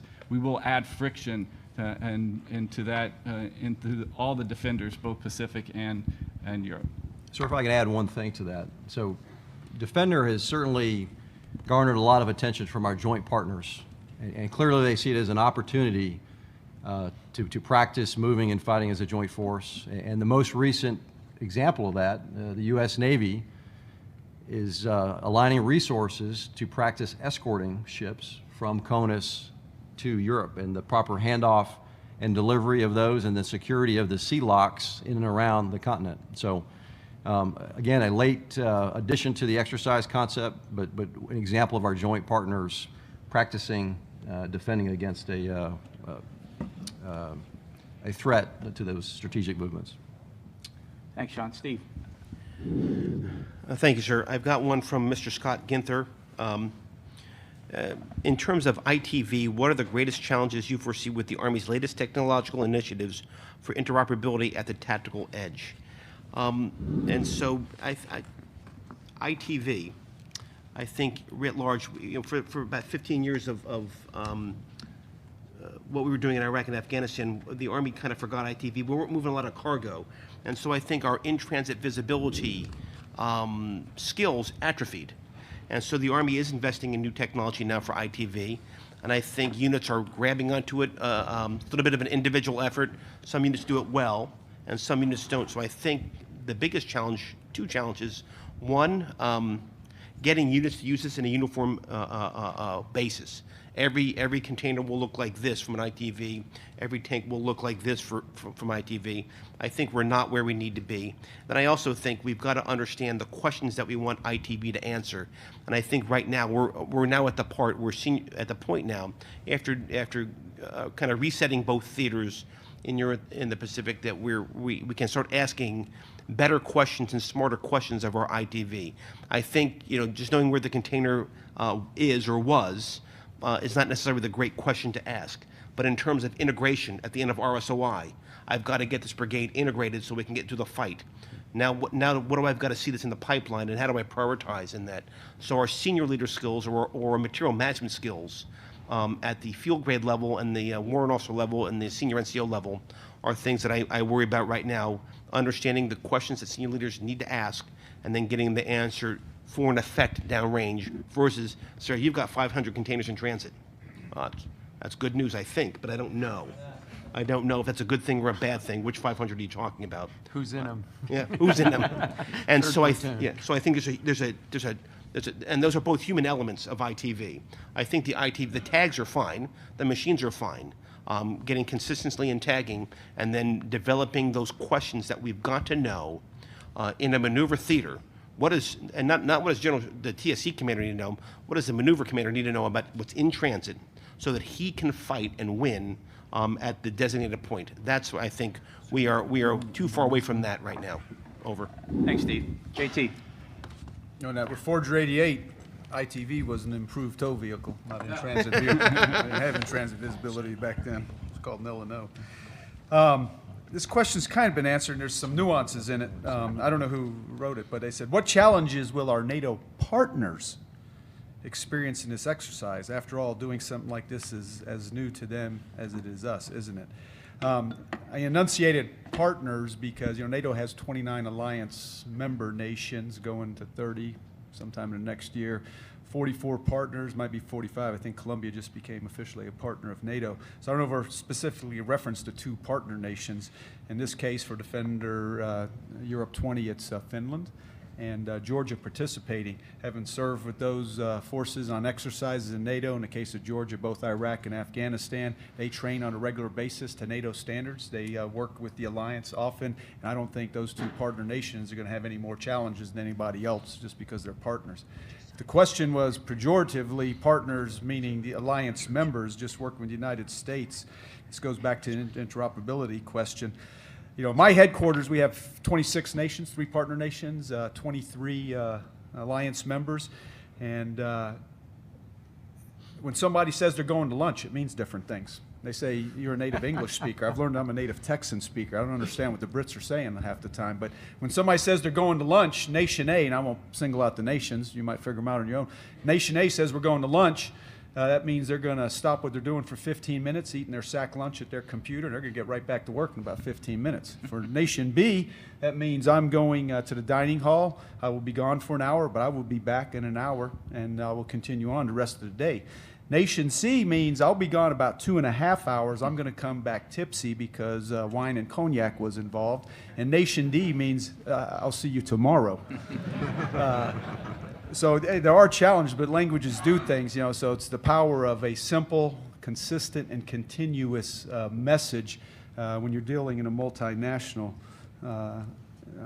exercise like this. But, you know, we go back, and depends who you ask. What is the biggest impediment to interoperability? Some will tell you automatically it's technical. We have 2 systems at Kentalk, or technical reasons.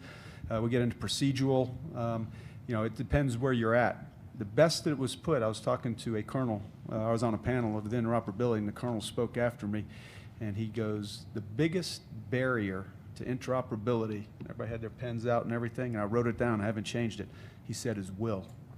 If you have the will to interoperate, if there's a will, there's a way. It gets down to leadership and just investing in it. So I said, you know, readiness, we need to put an eye on it. Training, manning, equipping, sustaining, and interoperability. .mil PF. We should put an eye on it. You know, General Wesley and I were sitting down one day. I said, man, you're going to be putting another eye on there for interoperability.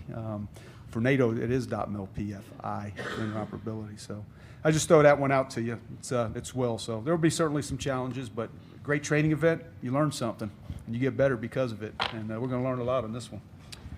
Thanks, JT. General Cavoli, why don't you bring us home? All right. Well, first of all, JT, thanks for bringing up Reforger 88 again. The good news is the next tranche of these uniforms is going to be issued by age, so you're going to be measured out back in a moment. Thanks, everybody, for being on the panel. Steve, thanks for making the time. General Thompson, obviously, thanks for being here. Thanks, Johnny. Thanks very much, General Stevenson. It would be easy for an exercise like this or an effort like this to pass, and for us to stumble over every root in the forest and learn nothing from it. Somebody has asked, what is the plan for Army lessons learned, or for lessons learned from this?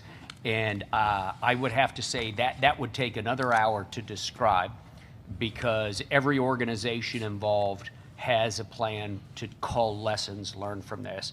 The Center for Army Lessons Learned is sort of the overarching thing from the U.S. side. Some of it's still developing on the NATO side. There are national plans for lessons learned. We have some bilateral plans with other nations for lessons learned. I'm sure that General Farman will be doing an SDDC lessons learned panel. So how we collect all this up and create a single body of information on what's worth knowing from this is going to be important. We have been studying the Reforger lessons learned after action reviews for the last few months in U.S. Army Europe, and it's very instructive. We hope to pass something as valuable as that down to those who follow us after this exercise series is a blip in history. Which brings me to my final point. There are so many organizations in this. As I've looked around the room in here, there are so many people. It would be easy to think that we represent the only organizations that are driving this forward, but it's just not true. General Williams from DLA is over here, right? Obviously a key player. We're flattered to have at least 2 Army chiefs who I'm looking at who are in here. There may be more I just haven't seen. Goodness gracious, we have division commanders who will be involved. The country of Poland actually assigned a brigadier general this year solely to handle the relationship with us. General Zabrowski, we appreciate you being here. So there's a lot of weight on his shoulders as well. So there are a lot of people carrying this. I see Carl Alex back there, who's the assistant commander for operations of JFC Brunsum, which is the overarching Joint Forces headquarters that would be running this in a post-Article 5 situation. So while they're not directly directing this exercise, in the future, they will be far beyond observers of it.